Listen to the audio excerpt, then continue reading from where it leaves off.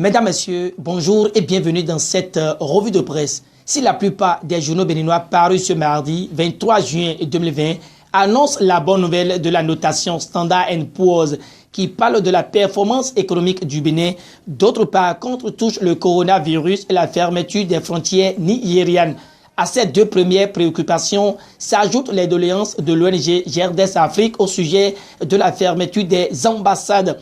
Mesdames, Messieurs, voilà les gros points. Mais avant leur développement, allons à la découverte du quotidien Le Meilleur, qui est le journal à l'honneur ce jour sur GS et Communication. Avec ce canal, tout démarre par un acte de solidarité. À en croire l'auteur de l'article, Fessekam Bénin dote le CEG Beresengou de Natitengu d'un module de 3 classes flambant 9. À la suite de cette information placardée en surmanchette, quotidien Le Meilleur se prononce sur la solidarité des fondamentaux économiques assortis de la gestion de la crise de la pandémie du Covid-19. L'agence de notation Standard & Poor's délivre un nouveau satisfecit pour le Bénin, étale le journal en manchette. Un tour à l'Assemblée nationale et quotidien Le Meilleur nous apprend que Louis Gbaou-Nouvlavounou convie les députés à une séance plénière ce mardi. Ici, il est à retenir que 6 points sont inscrits à l'ordre du jour, toujours avec quotidien Le Meilleur et la situation officielle de la pandémie du coronavirus au Bénin vient en titre. Dans son bilan, le confrère fait état de 708 cas confirmés avec 541 personnes sous traitement, 253 guéris et 13 décès. Face à une telle situation, le ministre de la Santé Benjamin Nkpati appelle le peuple à redoubler de vigilance, signale quotidien Le Meilleur.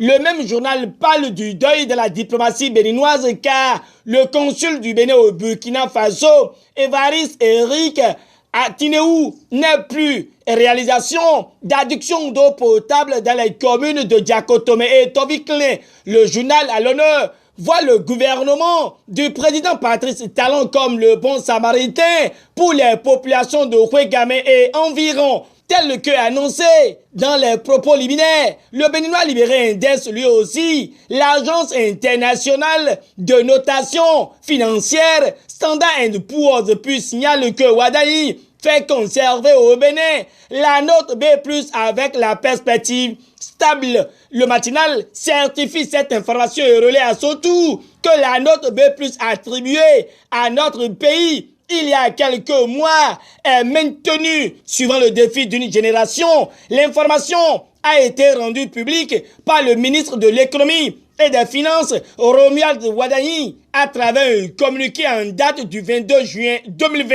Selon l'argentier et rapporté par le matinal, cette décision de l'agence de notation vient confirmer la stabilité des fondamentaux économiques du pays et prouve la bonne gouvernance de la crise du Covid-19 par le gouvernement, contrairement à plusieurs pays africains qui ont vu leur notation dégradée depuis le début de la pandémie. Ce qui est bien et mentionné par la nation est que le Bénin est resté financièrement stable malgré le Covid-19. Sans perdre de vue les gros points inscrits dans mes propos liminaires, quotidien d'Abarou sort de la note afférente à la stabilité économique du Bénin et s'accroche au coronavirus et la fermeture des frontières nigérianes. Selon ce journal, cela fera bientôt 1 an de statu quo, car depuis août 2019, la République fédérale du Nigeria a fermé ses frontières terrestres avec plusieurs pays, notamment le Bénin.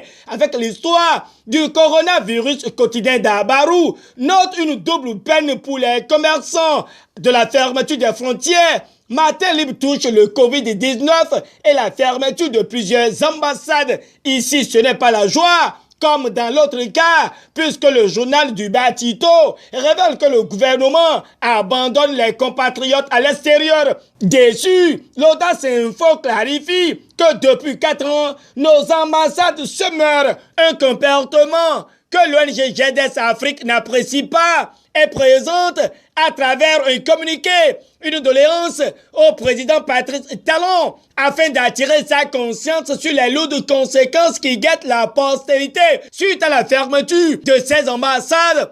ainsi que de nos représentants auprès de ces institutions multilatérales, à savoir l'ONU, l'UA, l'UNESCO, l'UE, etc.